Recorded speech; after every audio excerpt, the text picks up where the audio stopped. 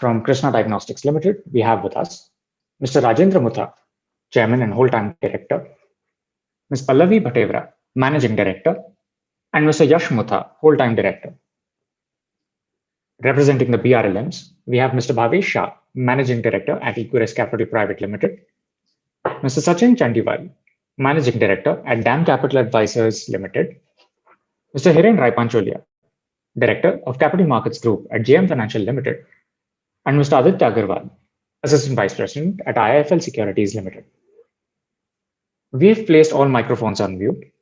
After the presentation, we will open the floor for questions.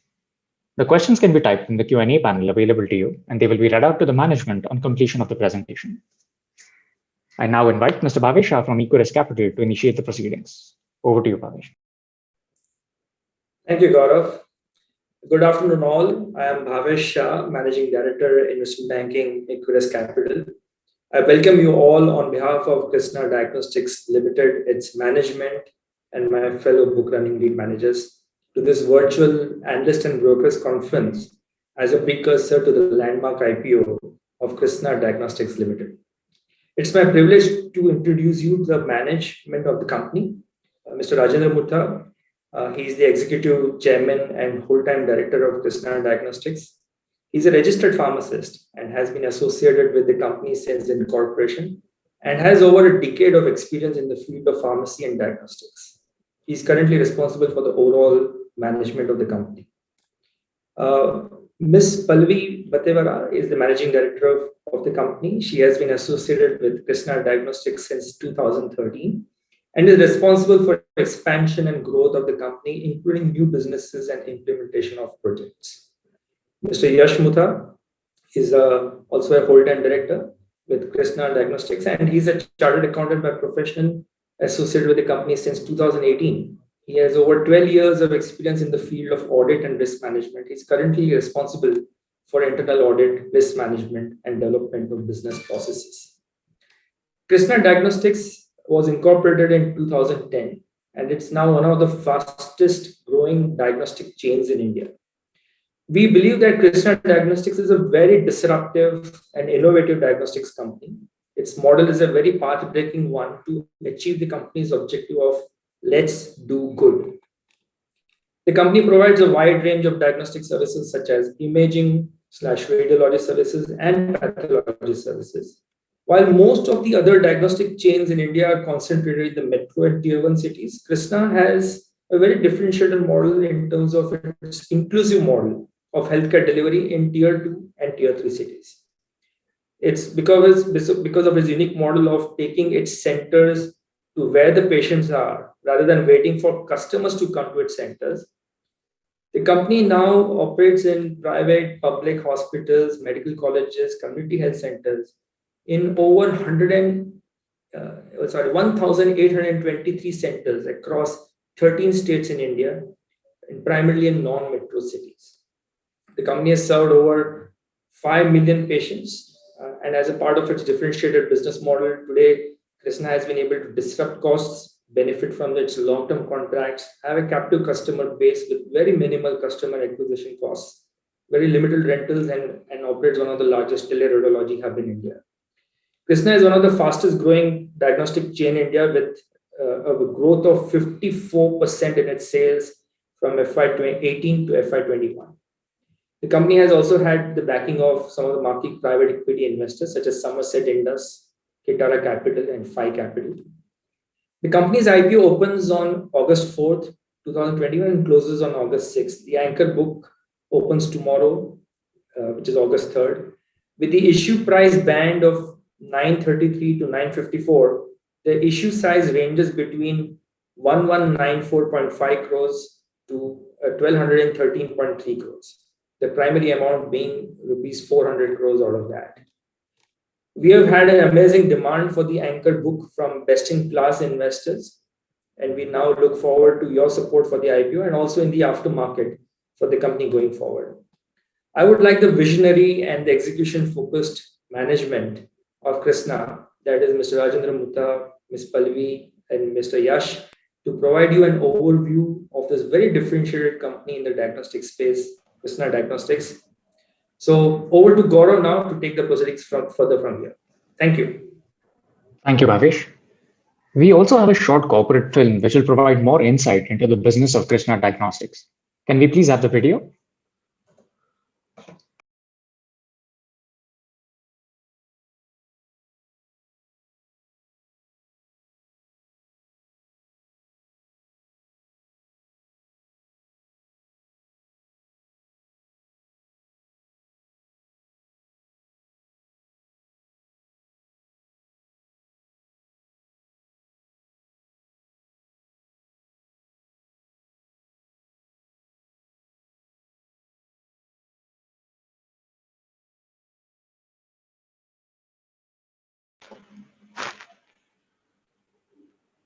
There seems to be some minor technical challenge. Just allow us a second.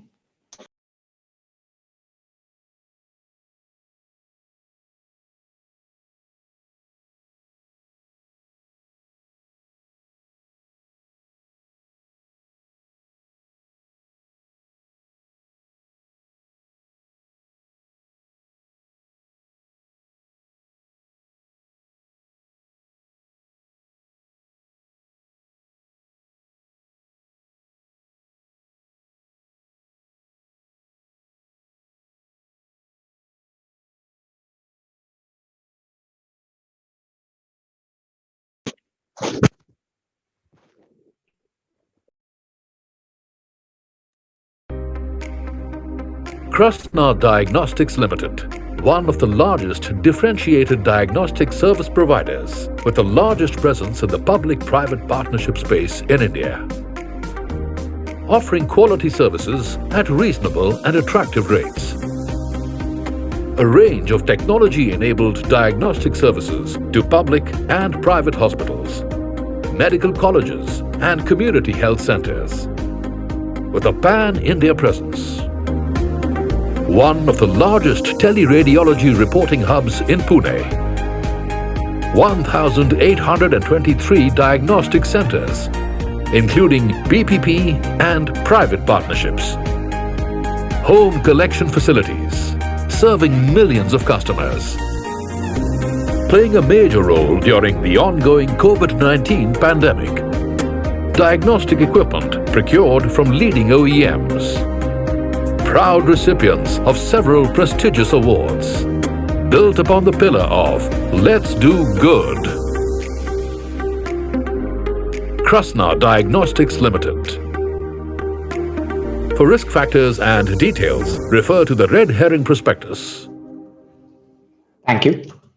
I'm sure that video has helped throw some light on Krishna's operating model and the ethos behind the business.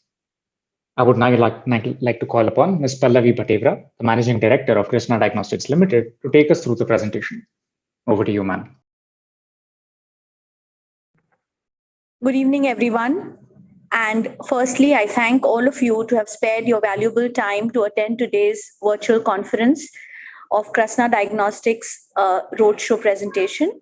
I would now like to take you to the journey of Krishna on how it began, what was the idea behind the visionary mission of starting Krishna.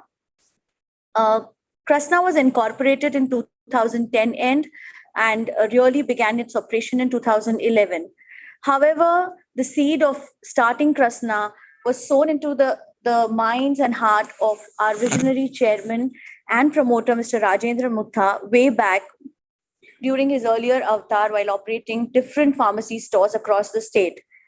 Whilst he was doing that, he was also associated in a hospital, which was again having a tie-up with the express highway. And there he saw a lot of trauma cases and the need of diagnostics.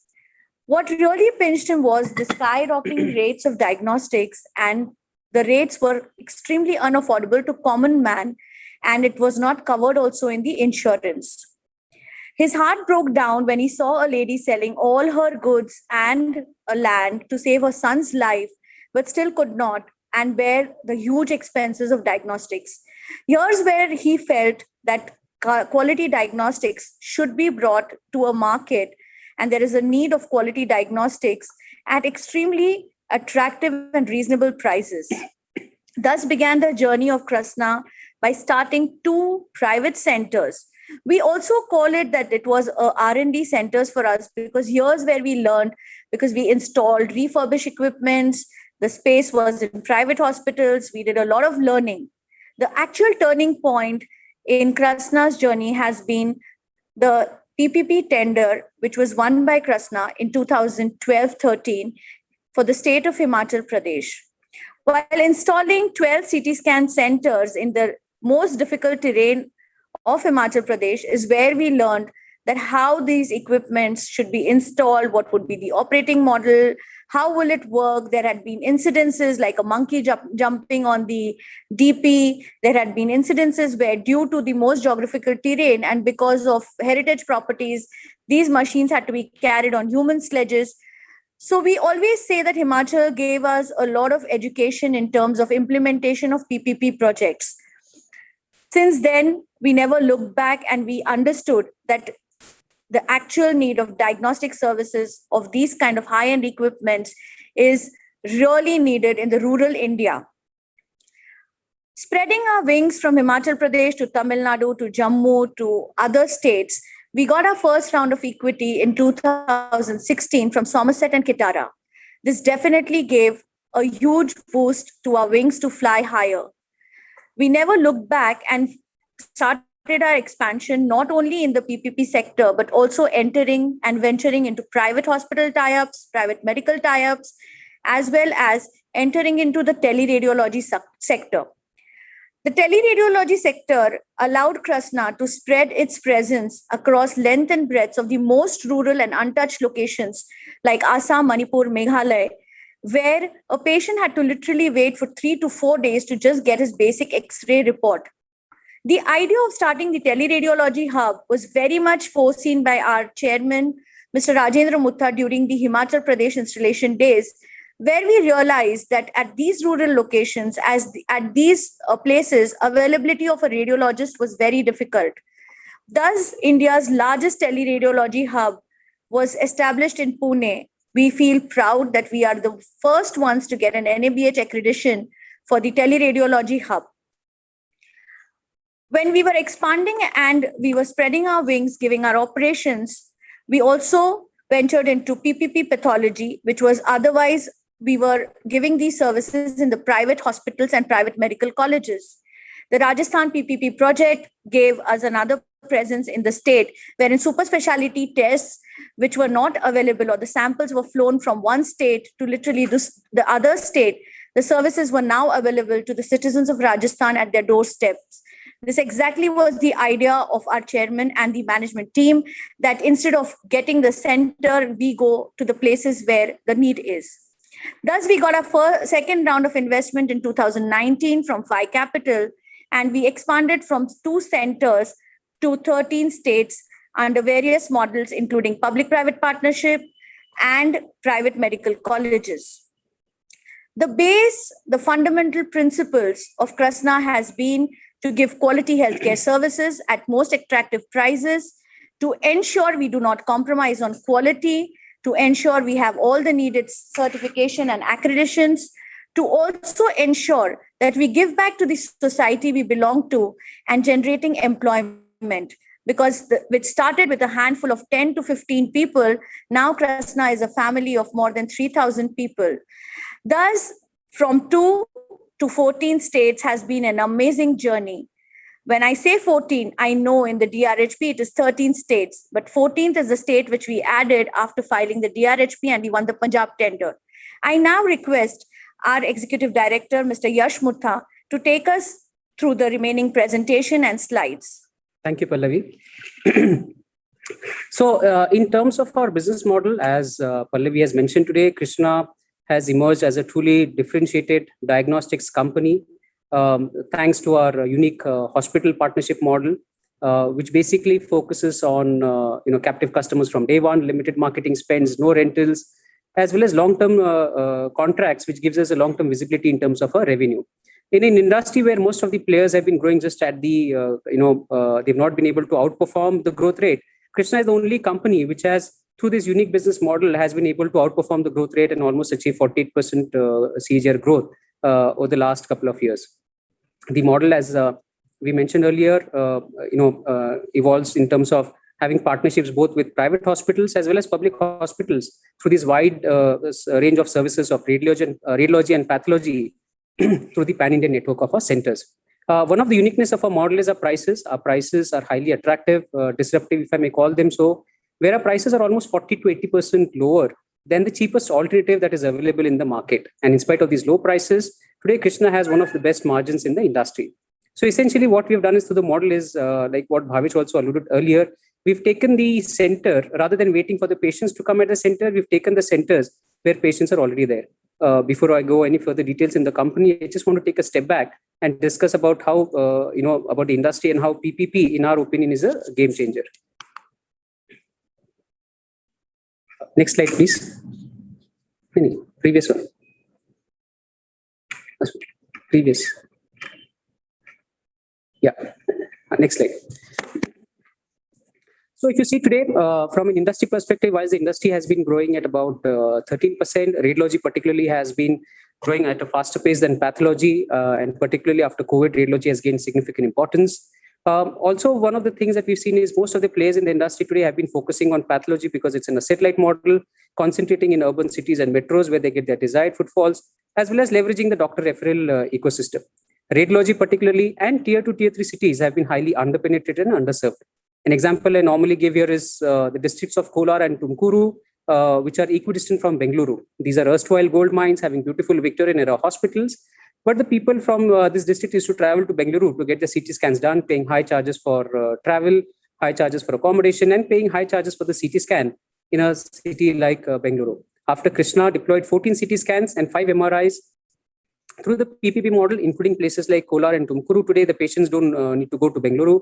They get the CT scans done at the doorstep at highly attractive rates. In fact, for most of the people who come from the lower income families or the BPL, they get it absolutely free under the free diagnostic scheme. So this is where Krsnaa has made a significant impact in the lives of people by reducing their out-of-pocket expenditure on healthcare. This need of the hour where the healthcare infrastructure in the country needs to be upgraded was also further amplified during COVID. And government has realized this and they are willing to fix this anomaly by increasing their spending in diagnostics from 10,000 crore to 13,000 crore as per the recent CRISIL estimates. This spending by the government is what we believe is a game changer for the diagnostics industry. And this was also further outlined by Prime Minister Modi when he mentioned the importance of private players in building an Atmanirbhar Bharat through the PPP model. And today, Krsnaa, because of its unique business model, is best positioned to take advantage of this emerging opportunity and capture significant growth.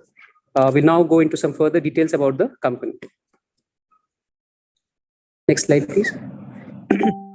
So as I mentioned earlier, today Krsnaa, thanks to its unique business model, focusing on captive customers as well as limited marketing spends, we've been able to achieve significant volumes, whether it is close to 500,000 CT scans or MRIs, close to 3 million X-rays, or serving more than 5 million customers through this various public and private hospital partnerships through the wide range of services of radiology and pathology through the pan-Indian network of 14 states. In terms of our presence across India, next slide. Today, Krsnaa has made significant investments in the infrastructure to achieve a pan-India presence across these 14 states. We are the only company to own 88 CT scans and MRIs across the country today. In terms of our presence on the PPP side, we have almost more than 1,797 centers, as well as on the private hospital partnerships, we've increased from 12 to 26 within the last span of couple of years. So right from Jammu and Kashmir in the north to Maharashtra in the west, to Tamil Nadu in the south, from Maharashtra in the west to Meghalaya, Manipur and Assam in the east and northeast, Krsnaa is a truly pan-India company having its presence across these various geographies and locations. Next slide, please. Also today, in terms of the PPP segment, Krsnaa is the largest player in the PPP segment, having its presence across the 14 states. If you see most of the other players, they're present only in select states or select geographies and select modalities. In spite of us being present in these 14 states, we believe it is just the tip of the iceberg, given that there are 33 states in the country today. And even in the states where we are present, there is enough opportunity to grow deeper, because we are present only in select modalities, whether it's a CT scan, MRI, or pathology. And there are enough emerging opportunities to grow deeper within the same state. Also, given a unique business model, today Krsnaa is a preferred partner for most of these public health agencies, which is also clearly reflected in our bid-win ratio, which is almost close to 80%. Next slide. So along with our, the pan-India presence today, one of the uniqueness of our model is, of course, our prices, which are almost, highly disruptive and attractive, lower by almost 40 to 80%, even when compared to the cheapest alternative that is available in the market. It is through these low prices, we are able to achieve significant volumes. And in fact, most of our contracts have price escalations built into them, whereas in contrast, most of the other players have not been able to increase their prices in the last couple of years. With our ability to increase the prices, which range from 2.5% to 5% annual price escalation, Krsnaa has the ability to increase the prices in the subsequent years. This price escalation normally gets triggered after the first year of operations. And even if Krsnaa were to implement the price escalation, which we normally do, it is not going to cause a significant pinch on the wallets of the customers, given our prices are significantly lower compared to the market prices. So along with these, in spite of having the low prices today, Krsnaa has one of the best margins in the industry. And with these low prices, which helps us generate high volumes, has created a greater operating leverage, which almost results into a virtuous cost cycle, as a result of which we are able to bid for more contracts and win more contracts. Along with our prices, one of the unique technology differentiators which we have today is our teleradiology reporting hub. So today, Krsnaa has India's largest teleradiology reporting hub based in Pune, which is operational 24/7, 365 days a year, and backed by more than 190 plus MBBS MD radiologists. So essentially all our centers, whether it's a CT scan, MRI or X-ray centers, these are connected to our hub in Pune, wherein we do reporting. Again, the whole concept goes back to the Himachal Pradesh days, like Pallavi mentioned, where, in those days, there was a severe shortage of radiologists, not only across the country, but even across the world. And at the same time, very few doctors would prefer to work out of a district hospital. This is where Krsnaa converted this challenge into an opportunity by leveraging the concept of teleradiology. So essentially, whenever a CT scan is done or an MRI or X-ray scans are done, the images, which typically you would be familiar with, the black and white or gray images, these are transmitted over internet to our hub in Pune using a lossless compression methodology, ensuring that the quality of image is not compromised. These images are then analyzed by senior technicians having 5 to 20 years of experience. They look into the quality of images, whether the patient history has been attached, and a host of other quality checks. After the checks are done, the images are then assigned to these radiologists, these 190 plus MBBS MD radiologists, who could be sitting anywhere. For example, a CT scan from Jammu could be reported by a doctor sitting in Pune, Mumbai, Tamil Nadu, or wherever. After the doctor does the report is sent back to the hub, where final quality checks are done to ensure that the report and image correlate with each other. And the reports are then released to the center, where the center should take a printout and hand it to the patient. This whole concept has brought in many advantages to Krsnaa.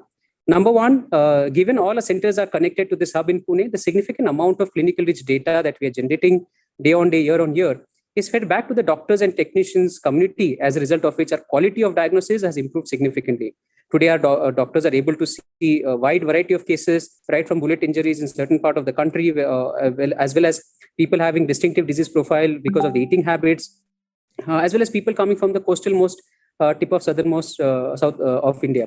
So all this clinical rich data is again fed back to the doctors and technicians, which has significantly improved the quality of reporting compared to their peers who get to see only data from a select city or a select geography.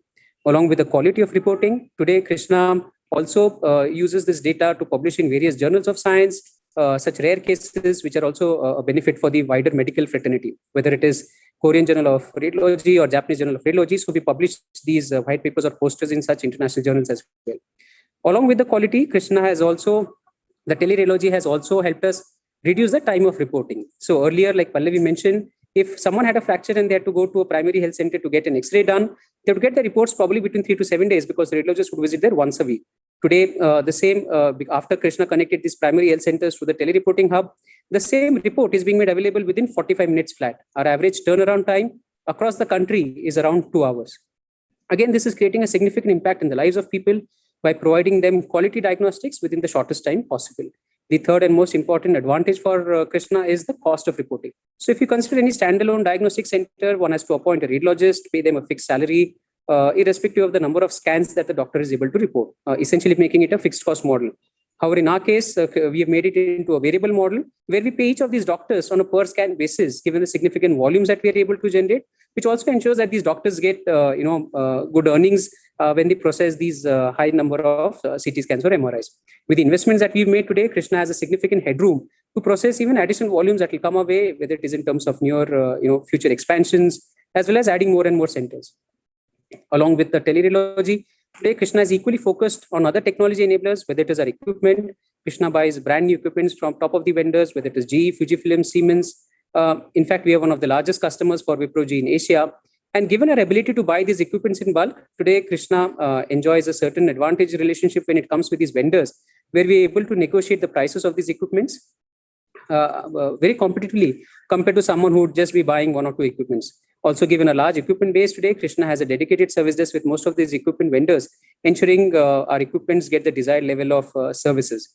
Krishna also follows a CMC model across all our equipments, where even if a nut and bolt or a screw has to be replaced, it is replaced by the OEM vendors, ensuring a high uptime as well as a long useful life of our equipments, which typically for a CT scan and MRI is 20 years plus. Along with the equipments today, Krishna also has focused on our other technology enablers. With it is the ERP or the information management system, where all our centers are connected, whether it's a primary health center, a community health center, a district hospital, or the private hospital partnerships. Excuse me, wherein we capture all these data, such as the patient data, the revenues, as well as a host of other data. The PAC system, which is used for radiology, again, has evolved over the years and has multiple features which are unrivaled in the industry today, given the significant volumes that we are able to process. Our systems are robust and have redundancies built into them, where they can even operate on 2G, 3G speeds, given our network over these far-flung locations. One of the uniqueness of our model is, of course, the digital dashboard, where Krishna has been pioneer. And given our presence in the PPP space, there was always the question of trust and transparency. And to address this, Krishna has launched a digital dashboard, wherein the centers which are under the PPP model, the name of the center, the number of scans that we do at the center, the age profile of the patients, the gender mix of the patient, the normal to abnormal ratio, all this data is captured and uploaded to this dashboard in real time. These dashboards are then linked to the chief minister or the health minister or the government authorities dashboard, where they are able to review this data periodically. Again, this has brought in many benefits for us. Number one, the quality of our diagnosis has improved, because at our centers, they know that someone is watching over them. For us, it has significantly reduced the processing time that was required after we submit our invoices. And thirdly, for the government, it has heightened the level of trust, given that the PPP partner is publishing this data in real time, which the government also uses for their internal presentations as well as policy-making purposes. So with all these right elements today, Krishna has grown significantly, whether it is 2x growth in the number of testing volumes or almost 3 times growth in the centers across the country today. Also, our experience has made us agile, and because of which Krishna, even during COVID, we were able to scale up rapidly and do more than 9 lakh RT-PCR tests in the last fiscal year, which is almost at par with most of the other players in the industry. With our agility today, as I mentioned earlier, Krishna can not only grow wider, but also grow deeper within the state. For example, in Himachal Pradesh, where we started with 12 CT scan centers, today Krishna is present at more than 100 plus locations through the X-ray teleradiology projects. And there are similar many examples where Krishna has grown deeper within the state. Also during COVID, when we were present in various locations like Tamil Nadu, Assam, and Maharashtra, when the government approached us to support them with the RT-PCR, Krishna was immediately able to scale up the RT-PCR labs and augment additional revenue. In fact, in places like Jammu and Kashmir, where there was no RT-PCR labs, Krishna was one of the first companies to get these samples through charter flights, process them, and provide quality reporting to the people of Jammu and Kashmir, as well as augment additional revenues for Krishna. So with all these, our ability to not only expand across the state, but also grow deeper in the state is because of the execution track record, which is, of course, led by Mr. Rajendra Mutha, who's the driving force of the company. It is because of his vision and astute business acumen. Today, Krishna has achieved these growth as well as healthy financial metrics, also supported by Ms. Pallavi Bhatevara, who's responsible for expansion and growth, as well as looking into the execution and implementation of the centers, equally supported by myself, coming from an audit and risk background, and looking into finance operations and various strategic measures. We're also strongly backed by private equity players, whether it is Somerset, Kitara, and Phi Capital, as well as a versatile board of independent directors who continue to create value. Last but not the least, we are also supported by a well-trained workforce comprising of more than 190 radiologists, 30 plus pathologists, and more than 2,800 these MRI, X-ray, CT lab technicians.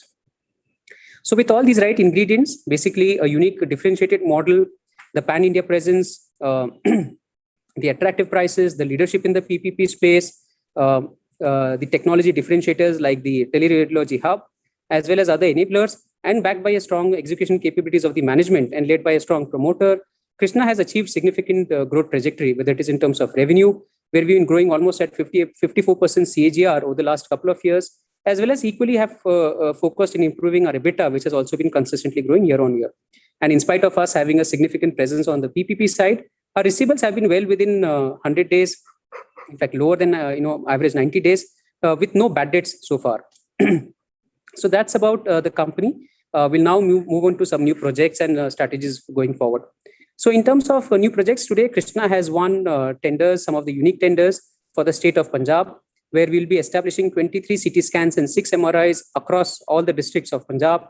The reason I call this as unique is because most of the previous tenders used to cover select districts, but Punjab tender has covered all the districts.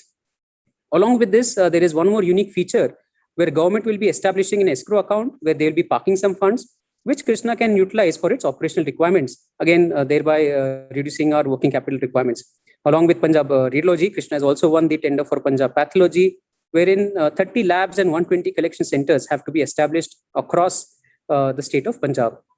Not just at the state level, even at a municipal corporation level, like in the case of Municipal Corporation of Greater Mumbai, Krishna has won various contracts to establish CT scans and MRIs across these various hospitals of the Municipal Corporation in Mumbai. Again, this all goes back to my earlier comment where government has realized the need to upgrade the healthcare infrastructure. And we see more and more such tenders coming around.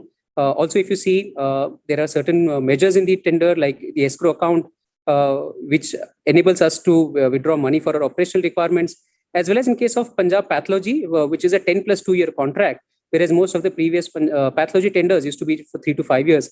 Again, signaling that government is looking at PPP as a long-term play rather than a short-term model.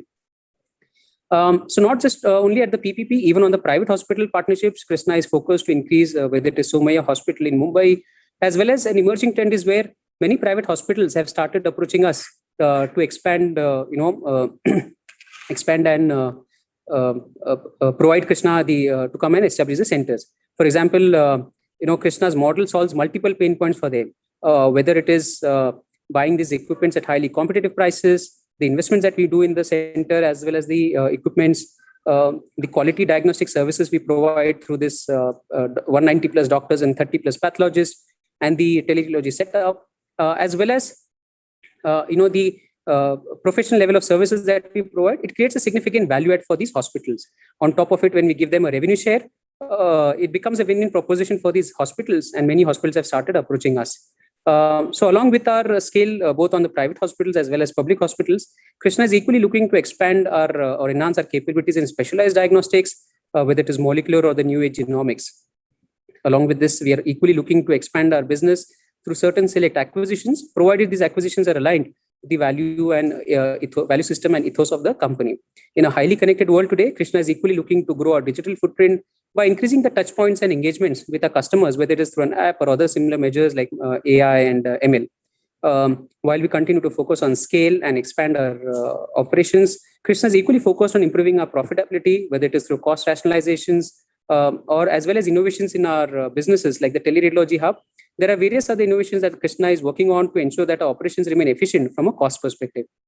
Last but not the least, one of the founding principles of Krishna is where we want to continue to maintain a high social impact by providing quality diagnostics at highly attractive rates. So with this, we'll just quickly touch upon a few aspects of our business. I'm sure there'll be some questions and hopefully they will be answered here. In terms of PPP, typically these contracts range from 2 to 10 years. Radiology generally is 10 years.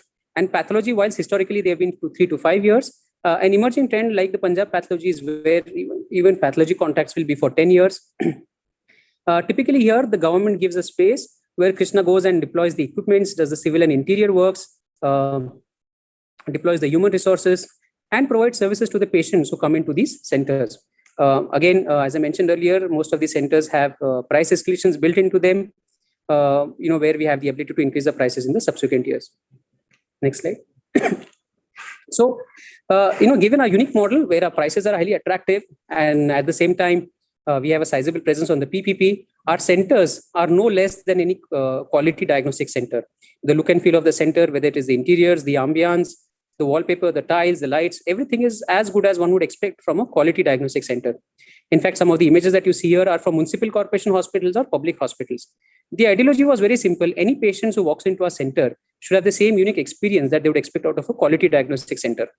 Now, when they come and avail these tests at highly attractive prices or even free under the free diagnostic schemes, And when they get quality diagnostic services backed by our 190 plus MBBS MD radiologist or 30 plus pathologist and this clinical rich data, these patients, when they go back home carrying the Krishna's report, which also contains the branding elements, it creates a significant brand recall in the minds of these customers, which has also resulted into these happy customers coming to our centers over and over again. So that's about it. I'll quickly touch upon some other aspects in terms of the tendering business. So in terms of the tendering today, these tenders are all published online, where bidders like us are expected to submit the bids using a digital key, ensuring that these documents are highly encrypted and highly transparent process. There are typical two phases. One is the technical evaluation round, and the other is the financial bids. In the technical evaluation round, one is expected to submit documents like your balance sheet size, the net worth, financial statements. And for the financial bids, the bidder is expected to provide the lowest price for a CT scan, MRI, or pathology services. And these prices are generally benchmarked to the CGHS or the central government health scheme rates, which are anyways 30 to 40% lower than the market rates. So when the evaluation phase opens up, every bidder gets to know by way of an SMS notification that the phase has opened up. One can log into the system and not only see the documents submitted by themselves, but even the documents submitted by the other bidders, ensuring high level of transparency. After the assessment is done, the authorities publish a report indicating which bidder has moved to the next phase, which one has been rejected, and the financial bid phase opens up. Again, the same process follows, where every qualifying bidder gets to know by way of an SMS notification, and they can log in and see the prices quoted by themselves as well as prices quoted by the other bidders. So again, ensuring a highly transparent process. On top of it, today, all these tenders are generally managed by consulting firms, whether it is Big Fours like KPMG, EY, PwC.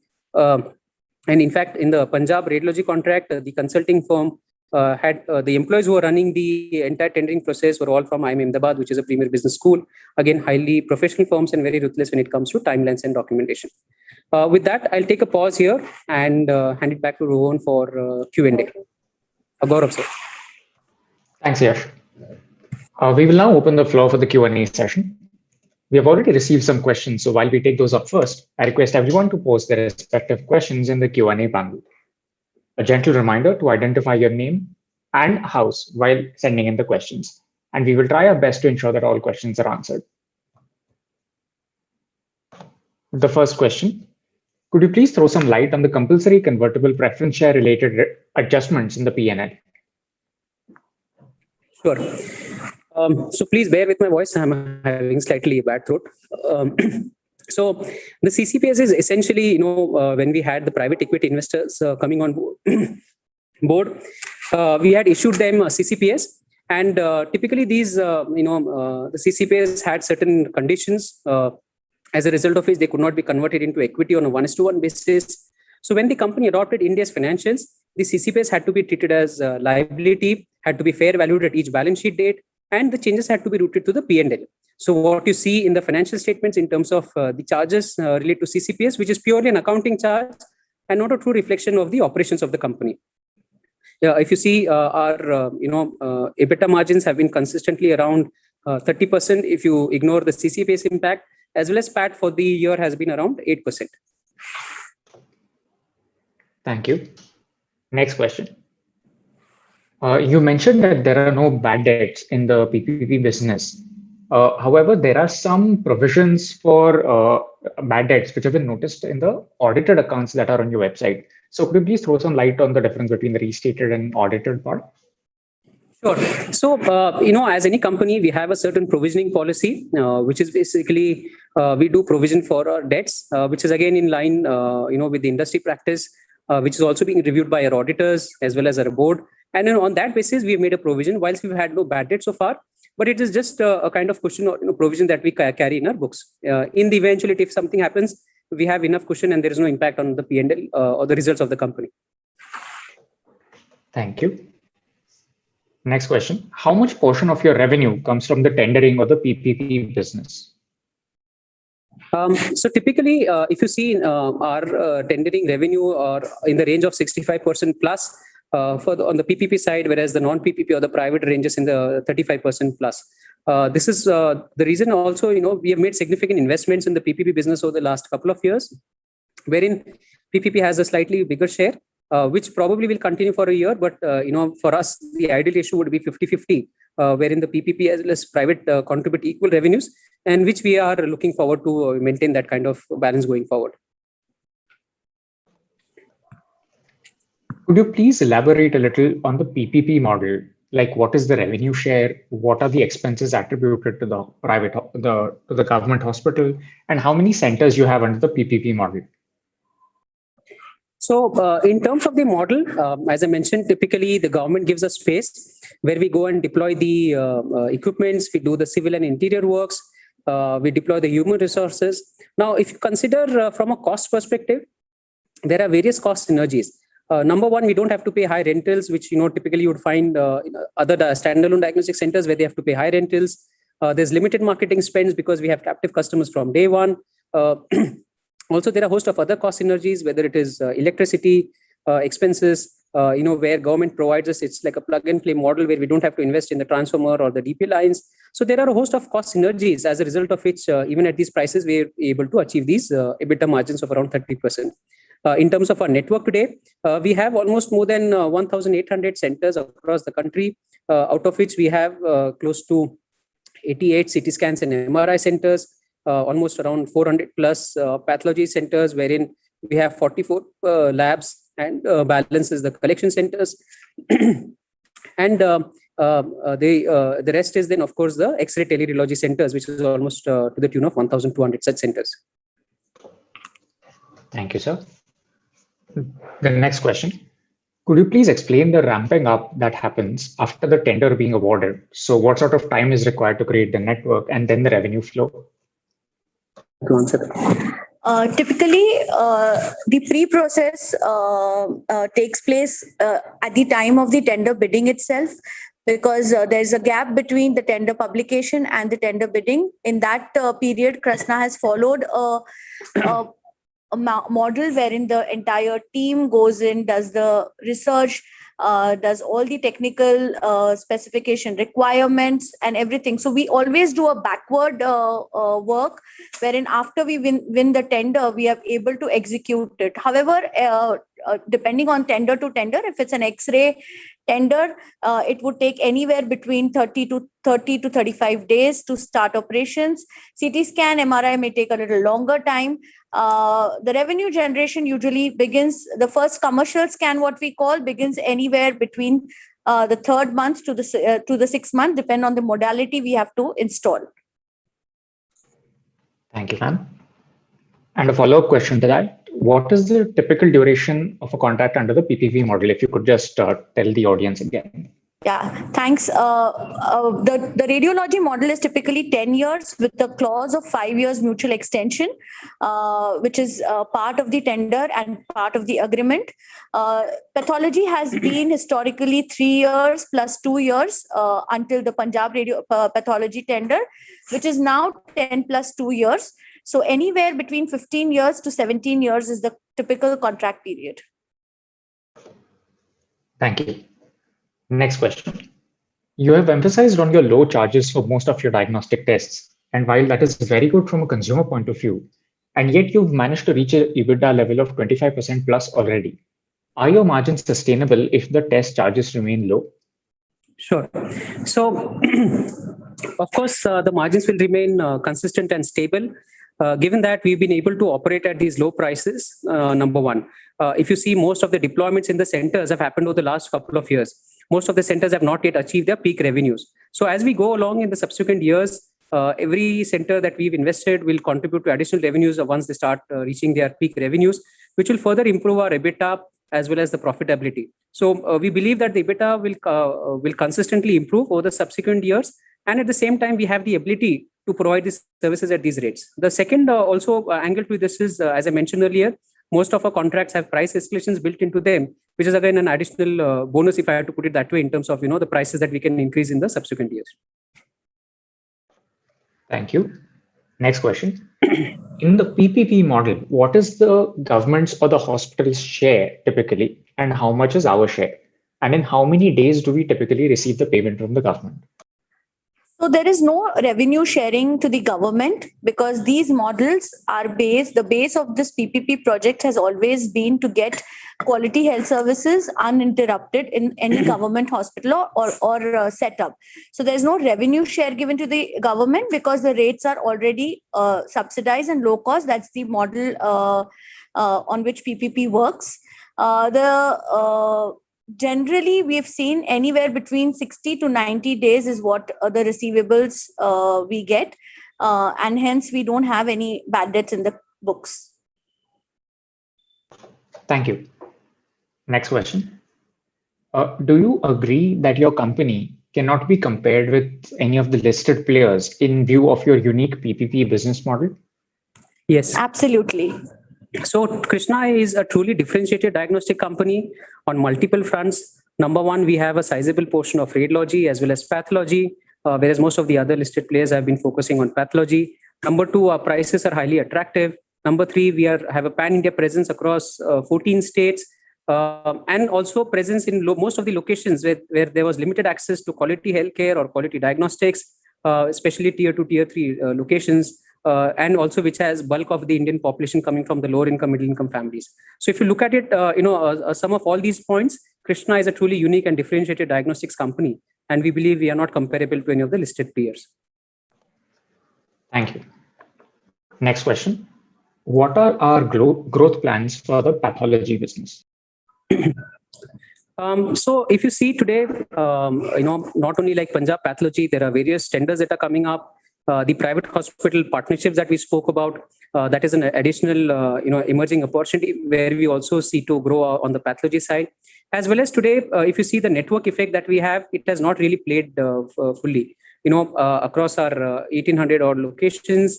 Even if we were to collect additional pathology samples, that's an additional revenue without one single rupee of investments.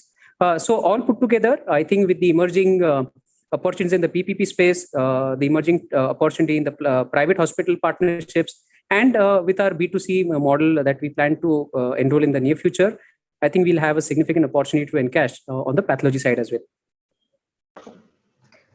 Thank you. Next question. What is the retention rate at the time of renewal of contract? So whilst we've not reached that retention, kind of a scenario, except for a few contracts, but to just give you a perspective, after the tendering period is over, if the government goes for a re-tendering, again, by the time of say 10 years, Krishna would have fully recovered its investments, and we can still continue with the tender by pricing lower prices, whereas any new person or any new bidder who has to come in, they have to do the full investment again. So from that perspective, and as Pallavi mentioned, most of the tenders have mutual extension clauses, which gives us the ability to extend the contract further. And even if it comes for re-tendering, we can bid at a lower price and win these contracts where other bidders will not be able to match up prices, given the investment has already been made. Thirdly, also most of these tenders, if you see, in terms of the there's a significant cost of disruption if the tendering the contracts are getting re-tendered, and this is where again we see Krishna can continue providing its services, without because any new person will have to come in and do the investment, do the installation, we'll have to uninstall our equipment. So again, that's a huge cost of disruption. So if you look at it from all these perspectives, for the risk of renewal in our case is less than 1%. Yeah. And the life of these equipments is anyways 20 years, so typically these contracts are for 10 years. And even if we continue with this equipments, which are again maintained under the CMC model, as I mentioned, which is a comprehensive maintenance contract where, they are managed and serviced by the OEM vendors, ensuring high uptime of the equipment. So even after 10 years, the machines are in good condition and we can further leverage or, sweat these assets for a period of 10 more years. Thank you, sir. There's a bunch of questions on the CCPS and that adjustment. So for the benefit of the audience, I'm going to take that question again. What exactly is the adjustment on fair value of the CCPS that is reflecting in the P&L? And is this going to continue after the IPO, or this is just a one-time thing? Sure. So this is certainly a one-time thing. As I mentioned, the CCPS, which is the preference shares that we've issued to the investors, under the Ind AS, when you adopt an Ind AS, if they have a derivative component, as a result of which they cannot be converted into equity on a 1:1 basis, they have to be treated as a preference share liability, and which has to be fair valued at each balance sheet date. So at each of these respective dates, when it was fair valued, the changes were routed to the P&L, which essentially results into a charge on the balance sheet. Now, last year, in the first COVID wave, we had addressed this to our investors. Given the company was crossing certain revenue thresholds, and we knew that we'll have to adopt Ind AS. At that point in time, when we spoke at the board meeting, the investors also waived off these conditions, which were resulting into this derivative component, as a result of which in the December or the March financials, you see a reversal of all these charges. Going forward, post-IPO, because most of these CCPS will be converted into equity, these will not appear in the financial statements going forward. Whatever adjustments have happened, they have happened prior to, because the CCPS were not converted into equity. Once they're converted into equity, the equity will move into a share capital and you won't see such charges appearing in the financial statements going forward. Thank you for that elaboration, sir. Next question. What is the portion of COVID-related revenue in your FY21 numbers, and how is that expected to ramp up or ramp down in subsequent years? So in our FY20 financials of almost 396 crores, we have COVID revenues of around 147 crores. In the subsequent years, in our business plan, we have not considered COVID. We believe COVID as a one-off revenue and not a consistent, stable revenues. Having said that, our non-COVID revenues have achieved the pre-COVID levels, and we are doing sustainable revenues, and we are on track in terms of the performance that we expect for fiscal year 22. Thank you, sir. Next question. What is the revenue contribution in FY21 of the contracts that may fall off or taper off due to expiry in FY22 and 23? So as I mentioned earlier, if you see, and then what Pallavi also mentioned, significant investments in our centers have happened over the last couple of years. Almost close to 200 crores has been invested in the last 3 years. So there is a sizable portion of unexpired contracts, and most of our contracts are just been implemented over the last couple of years. So from that perspective, I think except for Himachal, again, where we've got an extension, we don't see any major contract which is coming up for renewal in the subsequent years. And most of the contracts have an unexpired portion of almost close to 7 to 8 years. Thank you, sir. Next question is on the valuation, so directed to both you and the bankers. Could you please justify the price band based on comparables of peer valuations? So the valuation was, of course, determined in the consultation with the bankers. We had various roadshows with various investors, and the bankers, along with investors, have determined these prices. I'm sure some of the bankers might be able to add more onto this. I think it stacks up quite favorably. If you look at page 108 of the RHP, there are historical ratios mentioned for the peer set. Now that the price is public, I think we feel it is basis feedback priced quite attractively for the investors. Bhavesh or Sachin, you want to add? I think the price band is determined based on the feedback from the investors, and as Hiren mentioned, as per the parameters provided in the basis for issue price section of the chapter of offer document. Thank you, sir. Next question. Will the escalation in price that is built into your contracts, will it cover the OPEX cost escalations in salaries? Yes. So if you see, Krishna has a certain cost leadership in the business today. Given the way we've created a model. Also, if you see, most of our centers are in tier 2, tier 3 cities, where the overall cost structure is quite competitive compared to your metros and cities, which also, so the price escalation that we built into the model is after considering, these annual cost price escalation, whether it is the cost of living index that you would see or say increase in salaries. Thank you, sir. Next question. In the OFS portion, is the private equity investor partially exiting or fully exiting? And if they're partially exiting, what is their stake post IPO? So the investors have offered up to 85 lakh shares in the OFS. I think both Somerset and Kitara, both have, and including FI, have indicated a partial exit where they would probably be selling almost up to 75% of their holding. And FI would probably be selling almost 25% of the holding, and they'll continue with the balance. Thank you, sir. Next question. Could you please point out the difference in revenue, if any, revenue per patient in the private and PPP models, respectively? So if you mean the revenue per patient, typically the revenues on the private partnership will be slightly higher because we give a revenue share to these hospitals. So typically these prices would be higher by around anywhere between 10 to 15%. The reason being is we give a revenue share, but still these prices will be significantly lower compared to the other private rates that are there in the market. Thank you, sir. Next question. Could you please outline what is your core competence in terms of a sustainable competitive advantage? So if you see, as I mentioned earlier today, Krsnaa is a truly unique differentiated diagnostics company having a pan-India presence across 14 states, whereas most of the other players are concentrated in certain geographies or select states. Number two, we have a large equipment base of almost 88 CT scans and MRIs, as well as more than 1,200 X-ray and equally, 44 pathology labs and collection centers. Thirdly, we have our prices, which are highly attractive, disruptive, and of course, leveraging technology through the teleradiology hub as well as other technology enablers. So if you consider all of this, we certainly stand out, and gives us a competitive edge when compared to other players who might want to look into this business. Thank you, sir. Next question. On what basis do we select or bid for PPP contracts? Could you just repeat that question, please? On what basis do we bid or select the PPP contracts?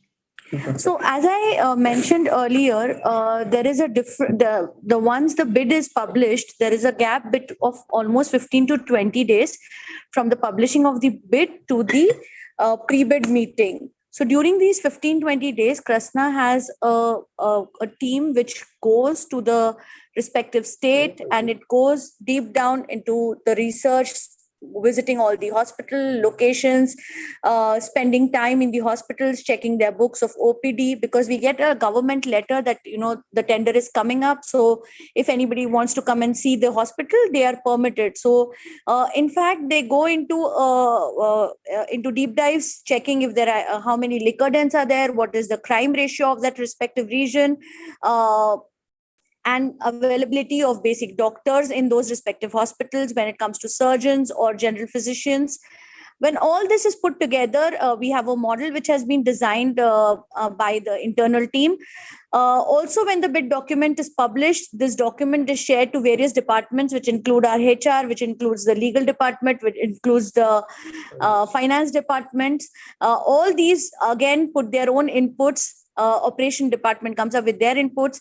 When all this is put together in the model, and only when we see that, yes, there is no risk in entering that particular region, also if we see that the profitability or the margins is what we expect to, then we work on the model. If we find certain clauses which are not going to be viable for us, we put our opinion in the pre-bid meetings, not necessary that they are accepted, but in the pre-bid meeting, all these points are shared along with the other service providers also who participate. Then the final corrigendum is published, and only if we see that, yes, it's going to be a viable project, then we participate in the tender. Thank you, ma'am. Next question. Your bid for Punjab radiology tender was significantly lower than the second lowest bid and even lower than the CGHC rates. So how do you balance growth and profitability? Just give me a second, please.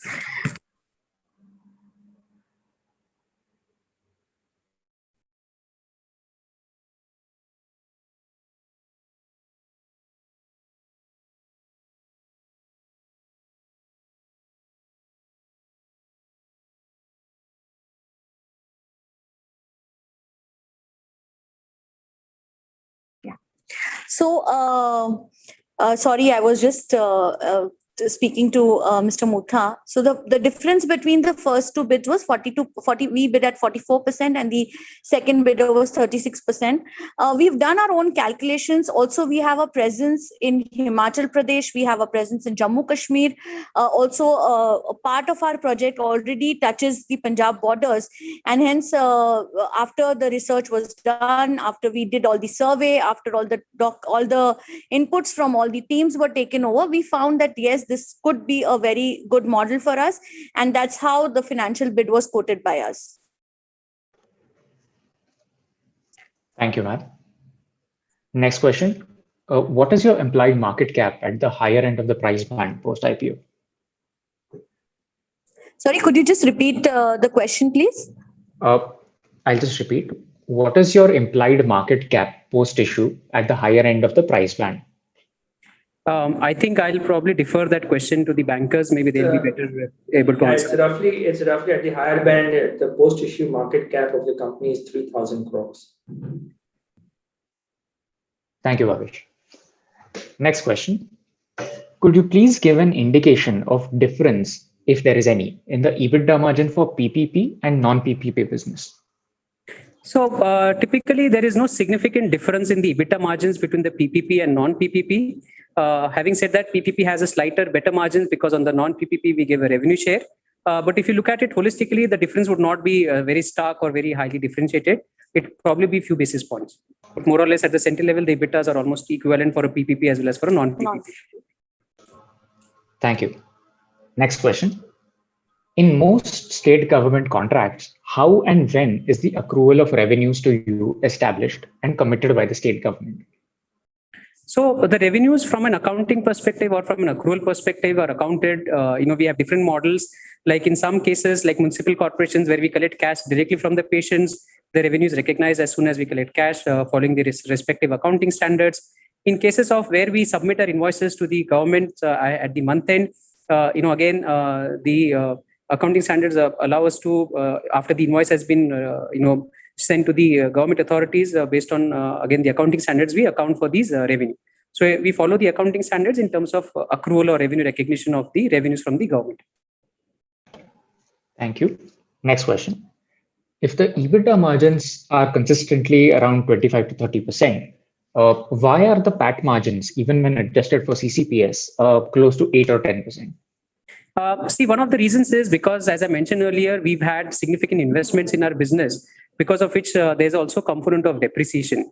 Now, if you see, as I said, in the last 3 years, we've done investments of almost 200 crores in the centers, whereas the revenue has not yet reached the peak revenues. So in a particular year, if you've done an investment of, say, 100 crores, that year you won't find the same revenues because the revenues take a couple of years to mature. So as more and more revenue starts coming in, that will straight away go into a profitability, whilst the depreciation will remain consistent. So that is why I said, as we go along, as the centers become more and more mature, it will straight away add into our EBITDA and eventually into our profitability.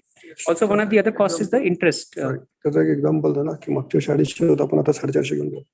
Also, the other impact is the interest component, which is there in the books, which post IPO again, since we plan to repay the debt, so that interest component will also be not there. As a result of which, we'll see a further gain into the profitability.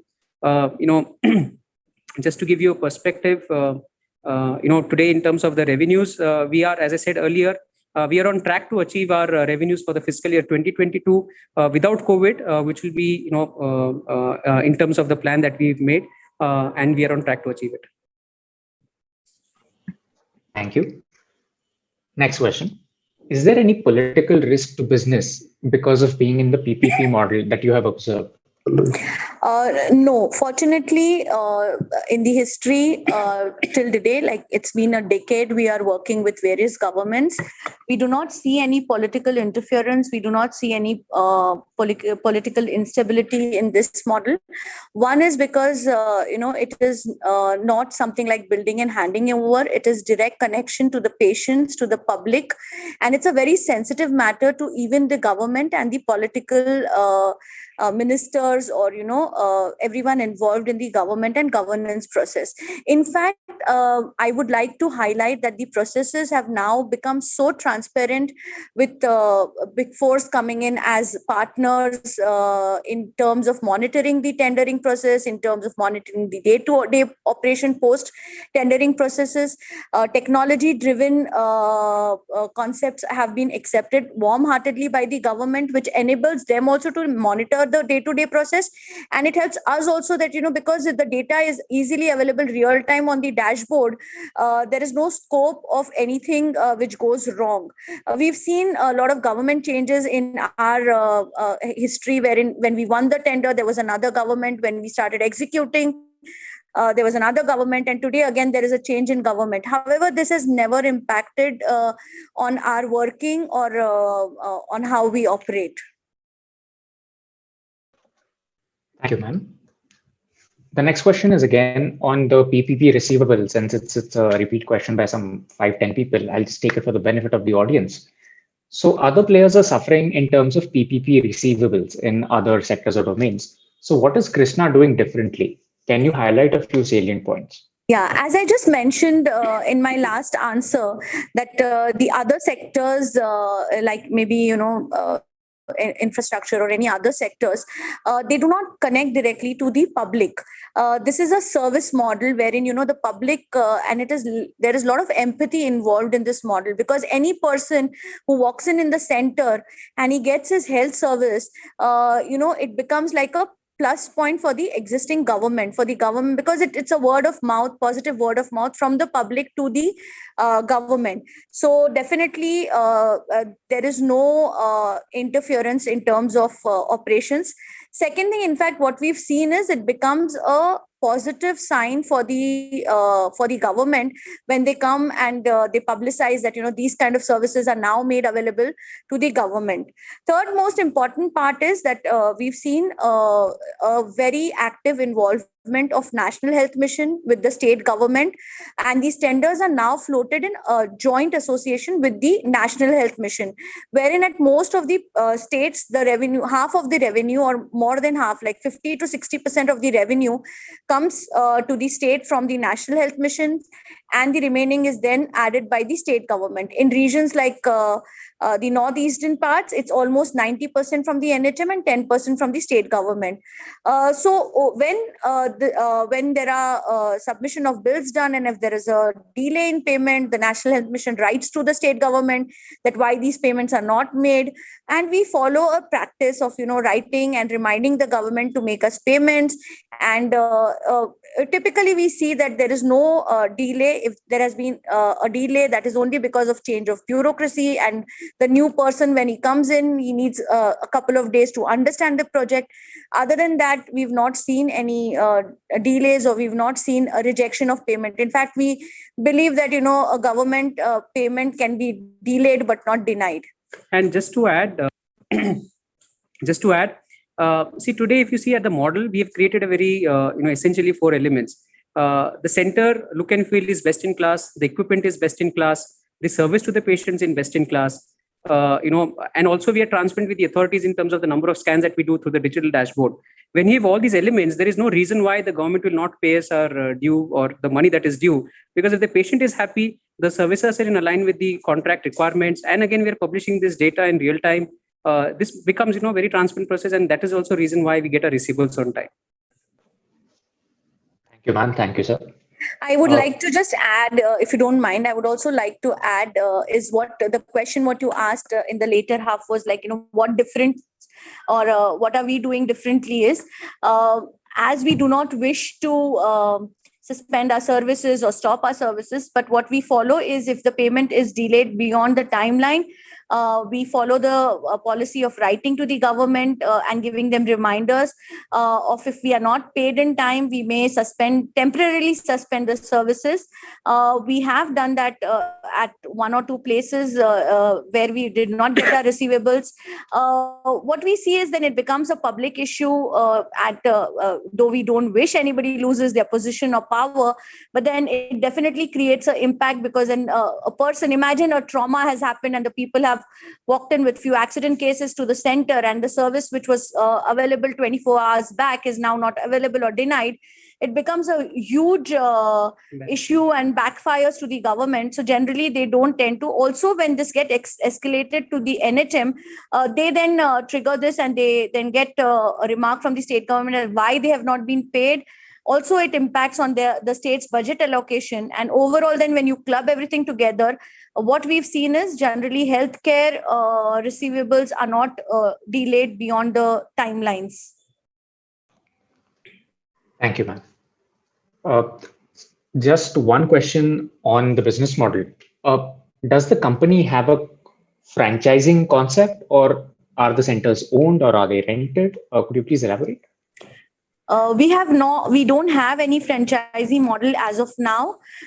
These centers are neither rented nor owned, because if you see, wherever we are in the PPP model, the infrastructure is given to us by the government. That's the space, electricity supply, and the water supply. The same model is also replicated in the private hospitals or the private partnerships we have. However, there is only one difference between the private and the PPP is in private, we do a revenue sharing. In government, we don't do that because our rates are as per the tender contracts. However, the equipments are all owned by Krsnaa Diagnostics. Thank you, ma'am. Next question. What would be the dividend policy like after listing, given that you're going to be a net debt-free company post IPO? So from a dividend policy, of course, we are here in the interest to create value for our shareholders, and the dividend policy will be discussed at the board level, and accordingly we'll decide in terms of the dividend policy. Thank you. Next question. How much would be the revenue share in case of private hospitals that you mentioned? The revenue share ranges from 10% to 15%. In some cases, depending on the investment that we have to make or the prices, it can even go up to 25 to 30%. But it generally ranges in the area of 15 to 20%. Thank you, sir. Moving to the last couple of questions now. What is stopping the other listed diagnostic players from entering the PPP model? And what is it that keeps Krsnaa so firmly entrenched? So, typically what we've been asked this question a couple of times, and what we see is that there is no barrier to other players or other listed players or other diagnostic players to enter this sector. However, what we've seen is there are a couple of things which go into the model where the weightage is given to the service providers or to the participants. There have been players who have started participating from where we started in 2011, where there were very few people who used to participate. But today in the Punjab tender, there were, which is the recent example, there were a lot of players who had participated.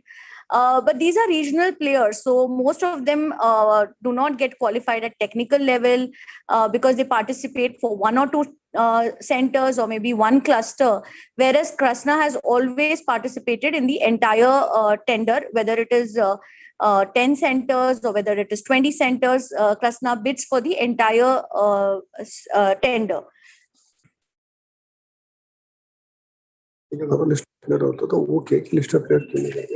Also, when we give a model that these most of the listed players, like in Punjab, Yash mentioned few minutes back that in Punjab tender we did have listed players who participated. We beat them because there is a differentiated model. Krsnaa has always been on the forefront to give quality healthcare at attractive prices. The prices have always been lower compared to our to the other listed players and other private players. That is one thing. Second thing is the CGHS rates is mostly, most of the tenders, the base for participation. If you see the CGHS rates, I'll give you a small example over it. Like the CBC test cost in the private market is anywhere between 250 to 300 rupees, wherein the CGHS rate for the same test is 120 rupees. When Krsnaa participates these tenders, because we've been working on this model for a very long time, our discount range is anywhere between 20 to 30%, which brings down the test cost to 80 rupees. The private players or the listed players will not want to go down for such a on such a low level. The reason is because their market has always been a private market. They've been working in the private market for a very long time, in metro cities for a very long time. So when they come down to this rate, there is a chances that they are compared with their own customers, that the same rate, if you're giving it at a government for 80 rupees, why are you charging us 250 rupees? So their discount range is anywhere between 8 to 10% or maximum 15%. There's where we see that we've been like the recent COVID example, wherein the government had or the court had allowed a rate of 4,500. Krsnaa began its COVID testing also at 2,200 only. So that's the reason when the government started slashing down prices, it did not really impact us largely because we already had started at 50% lower. Thank you, ma'am. The last question. What do you think is the sustainable ROE and ROCE? Yes. So if you see, as I mentioned earlier, most of the investments have happened over the last couple of years into our businesses, into our centers. Typically at a center level, we have our ROCs, which are north of, and almost 75% of our portfolio have ROCs, which are, north of 20%. Of course, there are these, because of the RHP, I can't divulge more details, but I'm sure the ROCs and ROEs will be much more healthier as every center keeps on adding additional revenue, which will straight away go into the profitability and EBITDA. Thank you, ladies and gentlemen. Yeah, could I just have a second, please? Yes, ma'am, please go on. Yeah, at the end note, I mean, before we close down, what generally Mr. Mutha wishes to tell everyone is, he generally says कि ये company की शुरुआत हमने बहुत ही सच्चे और अच्छे विचार से की थी कि हमें देश में कुछ अलग करना है. सबसे मेन तो जो स्वास्थ्य सेवा है, बेसिकली डायग्नोस्टिक सेवा है, उसको किस तरह से क्वालिटी में कॉम्प्रोमाइज ना करते हुए कम से कम दामों में हम लेके आए. दूसरा, एम्प्लॉयमेंट जनरेशन हो. और तीसरा, हम एक ऐसा इम्पैक्ट क्रिएट कर सके कि जिससे लोगों को सेवाएं भी मिले और उनका खर्चा भी कम हो. या बहुत सारे जो बिलो पॉवर्टी लाइन पीपल है, जिनके पास पैसों की बहुत कमी है, या जो ऐसा रेंज है जो ऑलमोस्ट 19 कैटेगरीज है, उन सबको ये सेवाएं मुफ्त मिलती है. So he feels that he can connect to the people, which is almost 60 to 70% of our total population. So thank you everyone for listening it out, and back to you, Gaurav. Thank you very much, ma'am. That brings us to the end of the Q&A session. I'll now invite Mrs. Sachin Chandiwal from DAM Capital to give the vote of thanks. Okay, thanks, Gaurav. And Pallavi and Mr. Mutha, it was definitely an honor to be part of this. So ladies and gentlemen, I'm sure you all are enlightened and equally excited by the Krishna Diagnostics story as we all of us are. It's an absolute pleasure for DAM Capital to be part of this IPO journey and as a book and lead manager for the transaction. We are delighted with the phenomenal response we have received from marquee global and domestic investors for this IPO, just re-emphasizing our confidence in the strong foundations laid by Mr. Rajendra Mutha and other company management team members to capitalize on the huge growth opportunity in India. As emphasized earlier, the issue will open for public subscription on Wednesday, August 4, and will close on Friday, August 6. Thanks a lot once again for attending this IPO webinar. Thank you. Thank you, sir. And thank you everyone for joining the virtual brokers and analyst meet of Krishna Diagnostics Limited for their forthcoming IPO. Unfortunately, we could not take up all the questions due to paucity of time, but please feel free to reach out to us for any further queries or email us at ipo@krishnadiagnostics.com or ipo@adfactorspr.com. We will do our best to reply to your queries at the earliest. Take care and stay safe. Thank you.